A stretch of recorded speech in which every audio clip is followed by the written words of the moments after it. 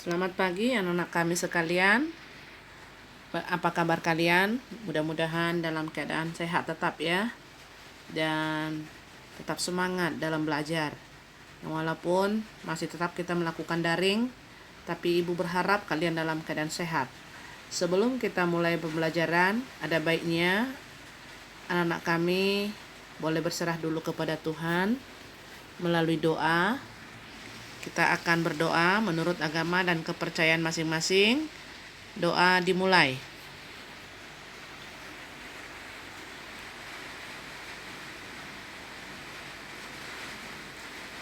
Doa selesai.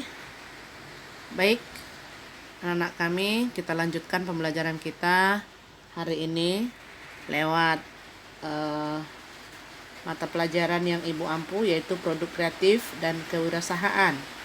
Nah, pada minggu-minggu yang lalu atau pada pertemuan sebelumnya kita sudah belajar mengenai peluang usaha. Masih ingatkah anak-anak kami mengenai peluang usaha? Cerita mengenai apa? Yaitu mengenai bagaimana ciri-ciri peluang usaha, ya. Kemudian juga bagaimana analisis peluang usaha dan persiapan peluang usaha, ya. Dan juga mengenai tujuan analisis peluang usaha. Nah, pada saat ini kita akan melanjutkan pembelajaran kita anak-anak kami, yaitu mengenai keberhasilan dan kegagalan wirausaha. Nah, di sini kita akan belajar mengenai keberhasilan dan kegagalan wirausaha, ya. Yaitu berikut adalah faktor-faktor yang mempengaruhi keberhasilan seorang wirausaha dalam mengelola usaha. Apa saja itu? Yang pertama, faktor manusia, yaitu mengenai kepribadian. Kepribadian atau karakter seseorang sangat menunjang keberhasilannya. Karakter bisa bawaan dari lahir, namun bisa juga dilatih secara terus-menerus. Kemauan keras untuk berubah dan lingkungan sangat mempengaruhi bagi pembentukan karakter. Jadi karakter itu sama dengan sifat, ya anak-anak kami. Jadi bagaimana kepribadian seseorang atau sifat seseorang itu juga sangat menunjang keberhasilan dalam wirausaha ini. Itu maksudnya. Nah, kemudian ilmu pengetahuan, ya. Ilmu membantu kita dalam menghadapi berbagai persoalan. Dalam mengelola usaha, seorang wirausaha dihadapkan dengan berbagai macam kondisi. Nah, jadi artinya ilmu pengetahuan itu sangat penting. Makanya kita belajar seperti anak-anak kami tetap belajar juga, ya. Nah, kemudian pengalaman yang dimiliki. Seperti kata pepatah, pengalaman adalah guru terbaik.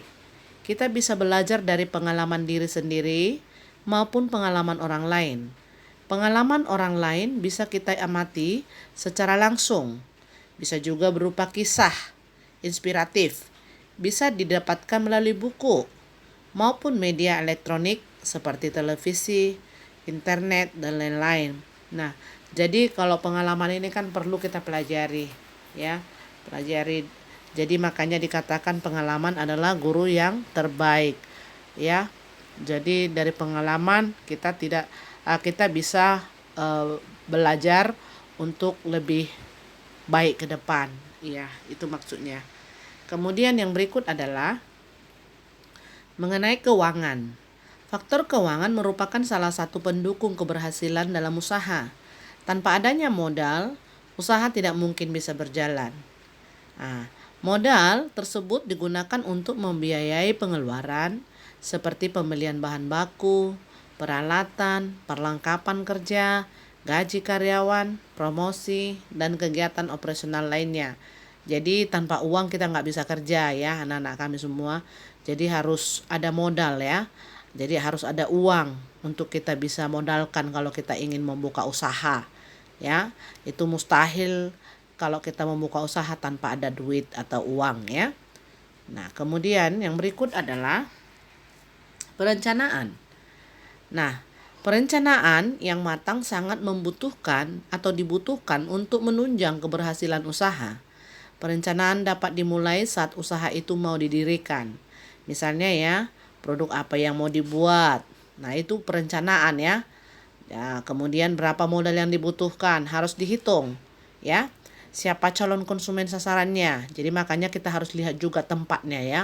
Siapa kira-kira calon konsumen kita yang menjadi sasaran ya. Kemudian di mana tempat usahanya. Jadi kita lihat juga ya, janganlah pula asal kita buat usaha tapi tidak tahu siapa nanti yang akan membelinya ya. Kemudian siapa yang terlibat dalam kegiatan usaha. Itu semua direncanakan dengan baik ya. Jadi nggak boleh asal-asalan tapi harus benar-benar diperhatikan atau dipertimbangkan hal-hal tersebut ya anak-anak kami.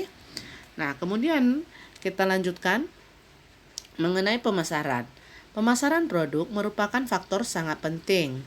Sebagus apapun produk, bila tidak mampu memasarkannya, maka produk tidak dapat menjangkau konsumen yang dituju. Oleh sebab itu harus dipikirkan misalnya ya, siapa yang akan memasarkan produk. Nah, itu dia. Kemudian siapa yang akan beli atau pembeli potensial produk. Apa strategi yang digunakan? Nah, itu juga harus kita pikirkan pemasarannya, itu maksudnya ya. Jadi supaya jelas-jelas. Itu kalau misalnya kita menjadi seorang wirausaha. Nah, kemudian kita lanjutkan lagi, yaitu faktor-faktor penyebab kegagalan wirausaha. Apa faktor? Atau kira-kira apa yang membuat sehingga gagal itu maksudnya? Yang pertama, tidak kompeten dalam manajerial. Artinya dia tidak ada keahlian di sana dalam memanage semuanya ya. Kemudian kurang berpengalaman. Jadi dia mungkin masih pemula, belum ada pengalamannya, tidak mau lagi bertanya kepada orang lain. Nah, itu juga ya, itu juga penyebab kegagalannya ya. Tidak bisa mengelola keuangan. Nah, itu paling bahaya ini ya. Lokasi yang kurang mendukung, makanya harus kita pertimbangkan lokasi di mana kita buat usaha ya. Gagal dalam perencanaan. Jadi perencanaannya itu tidak terlalu matang maksudnya, makanya bisa gagal. Sikap yang kurang bersungguh-sungguh. Artinya kadang dikerjakan, kadang tidak. Ya. Jadi nggak bisa seperti itu seorang wirausaha, harus benar-benar sungguh-sungguh. Kemudian ketidakmampuan dalam melakukan peralihan atau transisi kewirausahaan. Jadi kalau peralihan atau transisi ini harus kita lihat juga perkembangan sekarang ini, apalagi dengan teknologi sekarang ya. Orang berjualan, kemudian memasarkan produk sudah menggunakan apa sekarang? Media online ya. Nah, itu juga harus bisa mampu ya, jangan sampai menjadi benar-benar dia tidak tahu mengenai IT ya. Kemudian kurang pengawasan peralatan. Nah, itu juga termasuk faktor penyebab kegagalan usaha ya. Nah, kemudian salah satu faktor keberhasilan seorang wirausaha adalah kemampuannya dalam memanfaatkan peluang secara kreatif dan inovatif. Nah, itu pasti. Kalau mau berhasil harus kreatif dan inovatif. Kemudian kreativitas merupakan kemampuan untuk menciptakan suatu. Jadi orangnya harus kreatif ya. Sedangkan orang yang kreatif adalah mereka yang memiliki daya cipta. Jadi ada kemampuannya untuk bisa menciptakan sesuatu, itu maksudnya ya. Kemudian yang terakhir adalah berdasarkan penelitian kreativitas dapat didefinisikan yaitu ya, menciptakan, to create adalah proses berupa mencari atau menciptakan dari yang tidak ada menjadi ada. Harus mampu dia menciptakan ya. Itu orang yang kreatif. Kemudian memodifikasi, to modif ya. Dalam memodifikasi sesuatu berupa mencari cara bentuk fungsi-fungsi baru atau menjadikan sesuatu menjadi berbeda penggunaannya oleh orang lain. Jadi harus bisa dimodifikasi ya. Suatu produk itu harus bisa dimodifikasi supaya apa? Supaya tidak ketinggalan. Nah, yang terakhir yaitu mengkombinasikan ya, yaitu mengkombinasikan dua hal atau lebih yang sebelumnya tidak saling berhubungan. Jadi harus bisa dia mengkombinasikan, memadukan maksudnya ya, dipadukan, dikombinasikan, disatukan, sama itu nak ya.